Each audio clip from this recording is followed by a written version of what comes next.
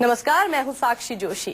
उत्तर प्रदेश की सरकार के 4 साल पूरे हो चुके हैं। इन 4 सालों में समाजवादी पार्टी की अखिलेश यादव सरकार प्रदेश में विकास की उम्मीदों पर कितनी खरी उतरी है, इसी पड़ताल के लिए हम आपको यूपी यात्रा पर लेकर चलते हैं। हमने आपको यूपी के अलग अलग हिस्सों से सरकार के कामकाज की तस्वीर दिखाई है। आज हमारे संवाददाता सैयद सोहेल लेकर चलेंगे गोरखपुर और दिखाएंगे हमारी खास पेशकश यूपी यात्रा गोरखपुर से।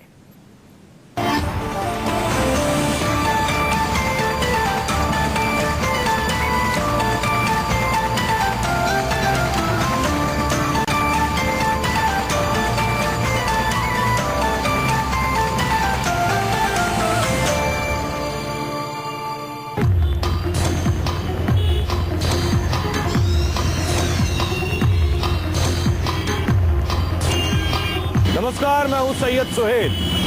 यूपी यात्रा में गोरखपुर पहुंच चुका हूं। पूर्वांचल के बड़े जिलों में से एक है गोरखपुर।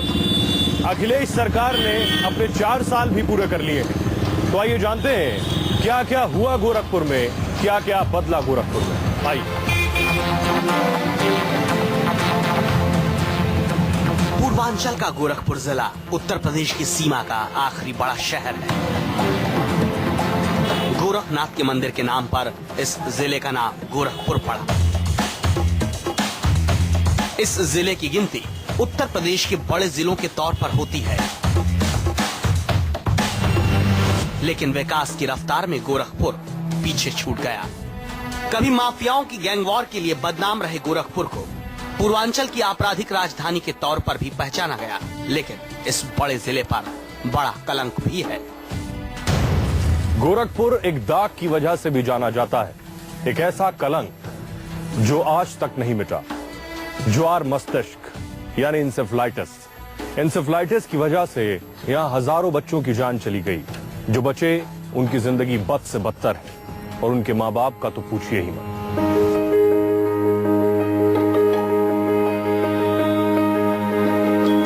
गोरखपुर में पिछले 30 साल में 15,000 से ज्यादा बच्चे इंसेफ्लाइटिस से जान गंवा बैठे। गोरखपुर और आसपास के जिलों में बरसात के बाद अक्टूबर नवंबर से मार्च तक अस्पताल इंसेफ्लाइटिस के शिकार बच्चों से भरे पड़े रहते हैं। मरीजों की संख्या इतनी ज्यादा होती है, इतनी ज्यादा तादाद में होती है कि हमको इसके एक नए हॉस्पिटल के लिए, एक पीडियाट्रिक हॉस्पिटल की नितांत आवश्यकता है। माननीय मुख्यमंत्री जी को इस बारे में बताया गया तो उन्होंने सन 2012 में इस एक 500 bedded super speciality paediatric hospital बाल रोग संस्थान की अनुमति दी, अनाउंसमेंट किया। 1978 से गोरखपुर के आसपास महामारी की तरह फैली इस बीमारी के कारण को ढूंढने में बहुत साल लग गए। रोकथाम तो आज तक ना हो सकी। जिन बच्चों की जान चली गई वो एक बात, लेकिन आज भी उन गांवों में जाएं जहां बच्चे बच गए तो आप सिहर उठेंगे। ये आलोक हैं। इनकी उम्र 15 वर्ष की है। 10 साल पहले इंसेफ्लाइटिस यानी जापानी बुखार हुआ था। जान तो बच गई, लेकिन आज तक न अपने पैरों पर खड़ा हुआ, न कुछ बोलता है, न समझता है। खुद से खाना भी नहीं खा सकता। गरीब माँ खुद की जिंदगी भी ढो रही है और आलोक को भी। का करी परेशानी हमके होगा करला, बड़ी परेशानी हमके होला। टोला महला सब देखला के ना परेशानी, प्रधानो देखी ना, कुछ नहीं कह पावे ना। वैसे जैसे बैठल वैसे बैठल नहीं है, लौट जाइ है, गिर जाइ है अपने मन में। इनके जहाँ होते हैं का घाव लग गई बा, कुछ फूट पड़ गई बा, कान कटी गई बा, जय होला है गिर जाला ले धड़ा के। आलोक की ही तरह इंसेफ्लाइटिस से बच गए बच्चे इसी तरह की जिंदगी बिता रहे हैं। गोरखपुर और आसपास के इलाकों के लिए इंसेफ्लाइटिस के शिकार बच्चों और उनके घर वालों के लिए उम्मीद की एक ही किरण है गोरखपुर का सरकारी मेडिकल कॉलेज। पहले बदहाल रहा ये अस्पताल अब बदलाव की बहार देख रहा है। सुविधा तो बहुत ठीक हो गई बा। अब पहले तो एक बार मरीज देखे आई लानी होश जमा रही तो बहुत ज्यादा गंदगी रहे, बहुत नाक नहीं दे जाता रहे। अब तो बहुत सुधार हो गई बा साहब। सफाई भी बहुत ज्यादा है, दवा भी ठीक हो रहा है, सब मशीन लग गई तो सुधारन भइल बा। बच्चों को पहले से बेहतर इलाज मिल रहा है। लोग कहते हैं सुधार हुआ है। यहाँ तो ठीक से मिल रहा हमको, सारा रिपोर्ट जो है जांच अंदर से हो रहा है। 12 बजे रात को एम्बुलेंस को फ़ोन किया तो 10 मिनट के अंदर आ गया मेरे घर पे। लेडीज़ को प्रसव होने के दौरान कोई दिक्कत आती हो तो सरकार सुविधा दी है, आप डायल कीजिए नंबर, आपके घर पे तुरंत एम्बुलेंस आ जाएगी। और बच्चे को भी कोई प्रॉब्लम हो तो उसके लिए भी डायल नंबर दिए हैं, 108 नंबर डायल कीजिए, उसके लिए तुरंत गाड़ी आ जाएगी। सरकार तो हर एक चीज़ दे ही रही है, साफ सफाई देख ही रहे हैं पहले की अपेक्षा से कितना बढ़िया है। अब पूर्वांचल के हिसाब से अगर पहले खुल गया तो उन बच्चों की मौत बच गई होती और इससे जो बच्चे आज हम इंस्पायर कर गए उनके माँ बाप खुश होते, संतुष्ट होते। लेकिन अगर ये पहले की सरकार करना चाहिए था। 100 बेड के बच्चों के अस्पताल में सुविधाएं तो बढ़ गईं, लेकिन गोरखपुर के कलंक को खत्म करने का मादा तेजी से बन रही इस इमारत में ज्यादा है। यूपी की अखिलेश सरकार की गोरखपुर के लिए ये बड़ी सौगात है। 500 बेड का सिर्फ बच्चों के लिए 11 मंजिला अस्पताल बनकर तैयार हो रहा है। ये सिर्फ अस्पताल नहीं बल्कि बच्चों की बीमारी का सबसे बड़ा शोध संस्थान होगा। पूरे यूपी में अपने तरह का अनूठा बच्चों का सुपर स्पेशलिटी अस्पताल होगा। इस सरकार में तो व्यवस्था ज्यादा सुधरी है। जब से माननीय अखिलेश जी मुख्यमंत्री हुए, 500 बेड दिए हैं, 100 नंबर का आके खुद उन्होंने यहाँ से वो किया, ओपनिंग उसकी किए थे। मैं खुद वहाँ मौजूद था, मैं देखा था, मतलब वहाँ किए हैं सब बच्चे को सफाई सुपर बहुत थी, सारी चीजें थी। इस अस्पताल में न सिर्फ इंसेफेलाइटिस बल्कि कार्डियोलॉजी, नेफ्रोलॉजी, यूरोलॉजी समेत तमाम विभाग होंगे। 274 करोड़ रुपए की लागत वाला ये अस्पताल गोरखपुर और आसपास के इलाकों के बच्चों को विश्व स्तरीय इलाज मुहैया कराएगा। इस पर कार्य प्रगति पे है और हमारे अब तक 4 फ्लोर बन चुके हैं और में सुसज्जीकरण का कार्य चल रहा है। हमारा उद्देश्य है कि जल्दी से जल्दी ये कार्य पूर्ण हो और इससे गोरखपुर के मरीज लाभान्वित हों। उसके लिए हम लोग प्रयास ये कर रहे हैं कि हम लोग 2016 के लास्ट तक कम से कम 4 फ्लोर पूरे सुसज्जीकरण करा के मरीजों को रोगियों को देखने का कार्य, मरीजों को देखने का कार्य कर सकें। उम्मीद की जा रही है कि इस साल अक्टूबर में इंसेफ्लाइटिस की बीमारी आने से पहले ये अस्पताल शुरू हो जाएगा और दुआ कीजिए कि अब किसी बच्चे की जान न जाए। स्वास्थ्य सबसे महत्वपूर्ण है। स्वस्थ रहेंगे तो खुश रहेंगे, लेकिन इसके साथ साथ एक और चीज जो अहमियत रखती है वो है शिक्षा। सरकारी शिक्षा अगर मजबूत होगी तो नई पौध को नई जिंदगी मिलेगी और यही सूबे का मुकद्दर होगा। आइए। पूर्वांचल उत्तर प्रदेश का सबसे पिछड़ा इलाका है।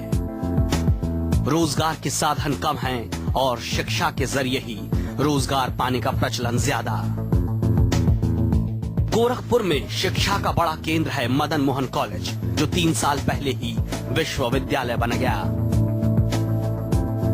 1962 में स्थापित हुए इंजीनियरिंग कॉलेज को उत्तर प्रदेश की अखिलेश सरकार ने तकनीकी विश्वविद्यालय बना दिया। वैसे तो सियासत के लिहाज से समाजवादी पार्टी के लिए गोरखपुर मुफीद जिला नहीं, लेकिन फिर भी मौजूदा यूपी सरकार ने गोरखपुर के लिए बड़ा फैसला किया। इस फैसले से छात्रों के लिए नए अवसर पैदा हो रहे हैं। गोरखपुर टेक्निकल यूनिवर्सिटी में छात्रों की संख्या भी बढ़ी और पढ़ाई का स्तर भी लगातार बढ़ता जा रहा है।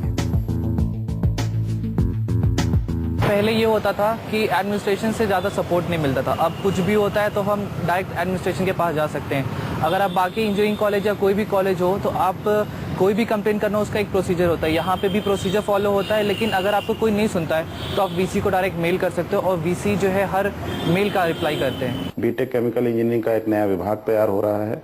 हर विभाग को सेमिनार हॉल दिए गए हैं, हर विभाग को नई प्रयोगशालाएं दी गई हैं और 720 क्षमता के पुरुष छात्रावास निर्माणाधीन है।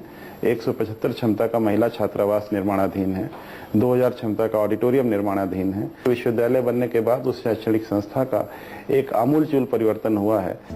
आपको लग रहा होगा कि मदन मोहन मालवीय इंजीनियरिंग कॉलेज के यूनिवर्सिटी बनने के बाद क्या बदला और गोरखपुर को क्या फायदा हुआ, तो मोटे तौर पर हम आपको बता दें कि अब टेक्निकल यूनिवर्सिटी बनने के बाद बीटेक और एमटेक की सीटें दोगुनी हो गई हैं। संस्थान शैक्षणिक और प्रशासनिक तौर पर स्वायत्त है।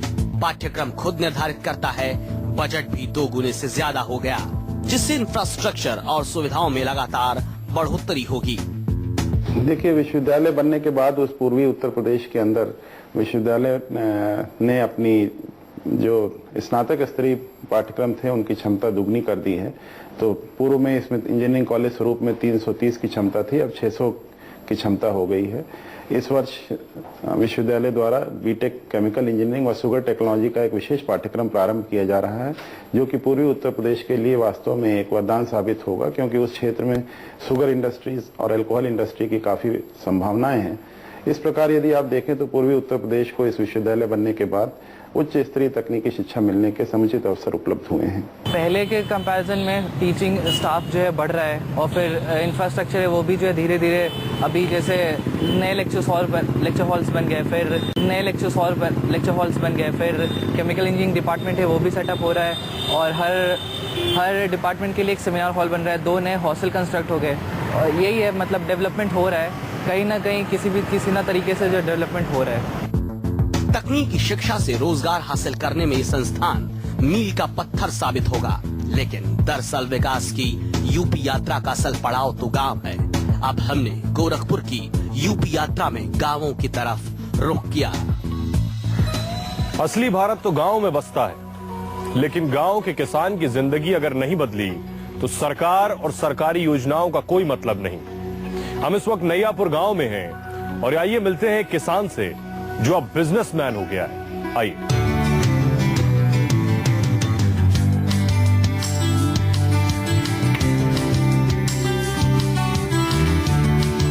राकेश प्रताप मल्ल गोरखपुर के नैयापार गांव के किसान हैं, लेकिन अब राकेश खेती के साथ साथ एक बड़े पोल्ट्री फार्म के मालिक हैं। हमने उनके साथ पोल्ट्री फार्म का दौरा किया। राकेश मल्ल ने 30,000 मुर्गियों का पोल्ट्री फार्म खोला और रोजाना इनके फार्म में 30,000 से ज्यादा अंडों का उत्पादन हो रहा है। पिछले 2 साल से राकेश मल्ल पूरे वैज्ञानिक तरीके से व्यावसायिक लेयर फार्म चला रहे हैं। 1 करोड़ 80 लाख की लागत से बने इस लेयर फार्म से राकेश को अच्छी खासी कमाई हो रही है। राकेश कहते हैं ये सफर किसान से बिजनेसमैन बनने का है। पहले हम किसान थे, आज हम व्यापारी हैं, व्यवसायिक हैं। तो मेरे जीवन स्तर में निश्चित रूप से काफी उछाल आया है और हम ऐशो आराम की जिंदगी अब व्यतीत कर रहे हैं। मैं अपने प्रदेश सरकार के युवा मुख्यमंत्री माननीय अखिलेश कुमार यादव जी को इसका विशेष रूप से धन्यवाद भी दे रहा हूं और इस योजना से हमारे जैसे गोरखपुर में 20 लोग प्रोजेक्ट खोल रहे हैं, कुछ खोल भी चुके हैं और आगे और भी बढ़ेंगे। तो ये योजना निश्चित रूप से हम किसानों के लिए बहुत ही लाभकारी योजना है। दरअसल अंडे का जितना उत्पादन हो रहा है उससे ज्यादा खपत है। राकेश मल्ल को बाजार की भी कोई चिंता नहीं, पूरे मुकम्मल इंतजाम। एक किसान ने लेयर फार्म के साथ मुर्गियों का चारा बनाने की फैक्ट्री भी लगा दी। जो दाना मुर्गियां खाती हैं, उसको राकेश खुद की फैक्ट्री में ही बनाते हैं और अंडे के उत्पादन में पूरे जिले में सबसे आगे हैं। 1 दर्जन लोगों को रोजगार भी दे रखा है। आपको लग रहा होगा कि एक किसान बिजनेसमैन की राह पर कैसे आगे बढ़ा। 1 करोड़ 26 लाख रुपए मुझको जो है मात्र 1.5% इंटरेस्ट पे मिल गया। तो ये मददगार, इससे ज्यादा मददगार और क्या हो सकता है। पहले ये होता था कि सब्सिडी के लिए लोग काम करते थे। आज का ये है कि आप जो काम करेंगे, अगर काम करेंगे तभी आपको सब्सिडी मिलेगी, क्योंकि इंटरेस्ट सब्सिडी है। आप काम जितना करेंगे उसके हिसाब से सब्सिडी मिलेगी। अगर नहीं करेंगे तो आपको सब्सिडी नहीं मिलेगी और इसमें कहीं से भी कोई फ्रॉड होने की संभावना नहीं है। हाँ जी, ये कॉमर्शियल लेयर परियोजना है जो राज्य सरकार द्वारा चलाई जा रही है। इसमें प्रतिदिन करीब 30,000 अंडे उत्पादन का लक्ष्य रखा गया है, जिसको हमने अचीव किया है यहाँ पे। और इसमें आपने जो यूनिट देखी नैयापार में मल्ल जी की, काफ़ी बढ़िया कार्य कर रही है। इसमें मुख्य रूप से गवर्नमेंट की ओर से जो है इनको सब्सिडी दी जाती है इंटरेस्ट पे। 25% इनको लाभार्थी को अपनी धनराशि उसमें लगानी है। रेस्ट 75% जो है बैंक से लोन के तौर पे मिलती है और उस लोन पे जो सब्सिडी आती है वो स्टेट गवर्नमेंट जो है उन लोग को देती है, लाभार्थियों को। और इसमें करीब हमारे यहाँ 17 लाभार्थियों का लक्ष्य था जो हम लोगों ने पूर्ण कर लिया। अब इसमें लक्ष्य और बढ़ाया गया है और उसको भी हम अचीव कर लेंगे। उत्तर प्रदेश की अखिलेश सरकार की एक योजना है व्यावसायिक लेयर फार्म योजना। इस योजना के तहत 30,000 मुर्गियों के लिए 1 करोड़ 80 लाख और 10,000 मुर्गियों के लेयर फार्म की लागत 70 लाख रुपए निर्धारित की गई है। लागत का 30% हिस्सा लेयर फार्म मालिक को और 70% हिस्सा राष्ट्रीयकृत बैंक कर्ज देते हैं। कर्ज पर 10% ब्याज यूपी सरकार सब्सिडी के तौर पर देती है। आप काम जितना करेंगे उसके हिसाब से सब्सिडी मिलेगी, अगर नहीं करेंगे तो आपको सब्सिडी नहीं मिलेगी। और इसमें कहीं से भी कोई फ्रॉड होने की संभावना नहीं है। एक पारदर्शिता और आई है। अब तक हम सुनते आते रहते थे कि गवर्नमेंट के कामों में कुछ न कुछ सुविधा शुल्क लिया जाता है। इस कार्यक्रम में इतना बड़ा इस्टेब्लिश करने में मुझसे आज तक न जिले लेवल से न ही प्रदेश लेवल से 1 रुपए की डिमांड की गई हो। और अब तक जो भी पैसा मुझे मिला है इंटरेस्ट के रूप में, उसमें भी हमें कुछ देना नहीं पड़ा है। तो सबसे बड़ी कल्याणकारी योजना तो यही है। और सबसे बड़ी बात, इस योजना में सरकारी घोटाले या सरकार के पैसे को हड़प जाने का कोई सवाल ही नहीं पैदा होता। ये बताते हुए राकेश मल्ल खुश हो जाते हैं कि पहली बार किसी सरकारी योजना का पैसा लेने में सुविधा शुल्क नहीं देना पड़ता। माननीय मुख्यमंत्री जी की ओर से ये जो चलाया गया है, इसमें अब जितने भी लाभार्थी हैं उनको पीएफएमएस के थ्रू जो है उनके डायरेक्ट खातों में उनके जो है बेनिफिट जा रहा है। तो ये जो है इससे जो है लीकेज जो है और वो जो करप्शन वाली जो चीजें जो पहले आती थी वो चीजें काफी हद तक कम हुई हैं।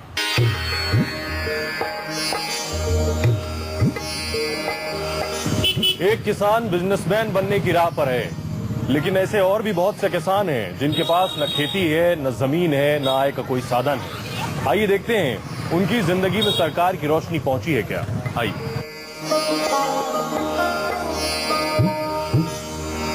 यूपी यात्रा में हम गोरखपुर के गांवों, खेतों और खलिहानों से होते हुए एक गांव पहुंचे। परसैनी गांव में दलितों की संख्या ज्यादा है और गरीबी भी। दलित महिलाओं के झुंड को देखकर हम रुक गए। पेंशन मिला आप लोगों को कुछ?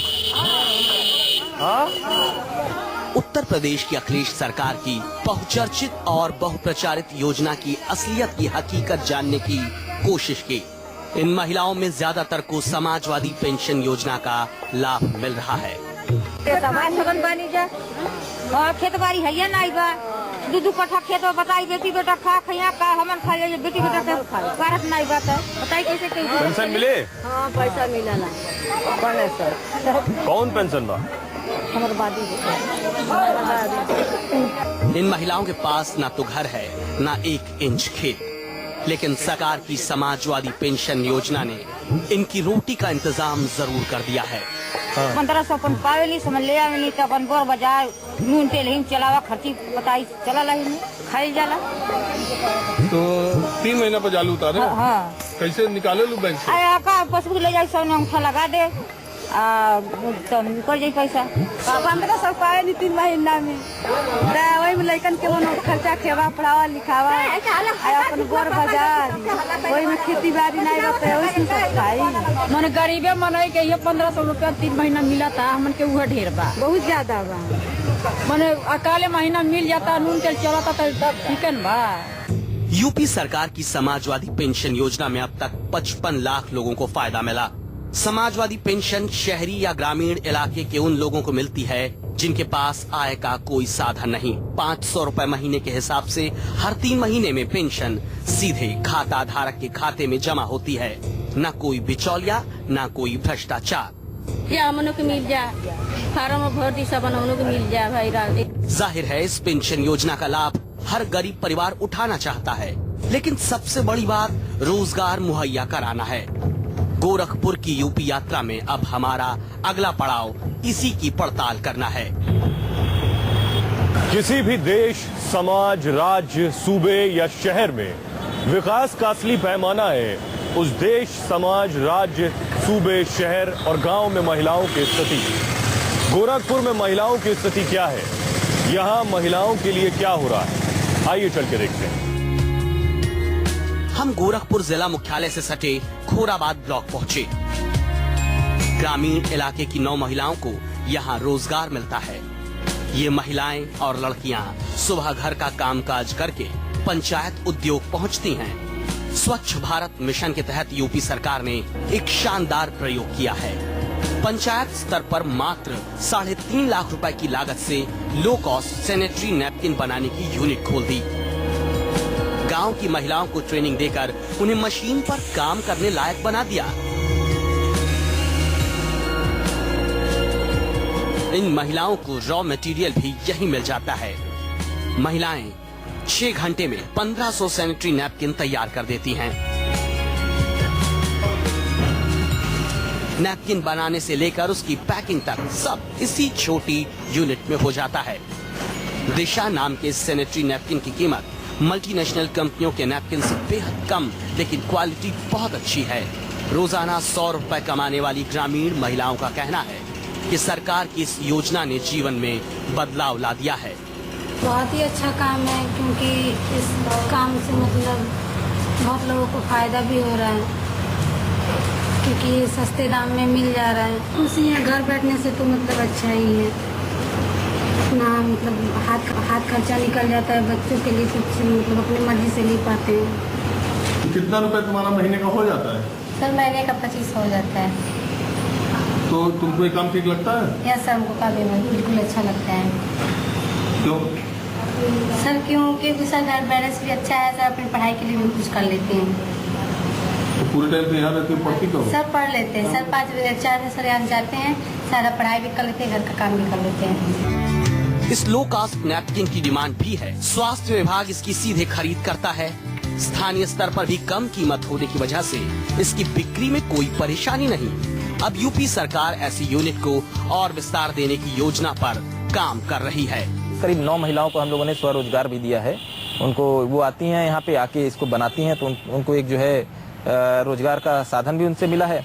और एक तरीके से वो लोग हमारे एक एजेंट भी बन गए हैं, जो कि गांव में जाके इस योजना का प्रचार प्रसार भी करते हैं, अन्य महिलाओं को भी बताती हैं, जिससे कि उनके जो सामाजिक जीवन जो है उसमें भी जो है थोड़ा सुधार आया है। इस तरह के प्रयोग के 2 तरफा फायदे हैं।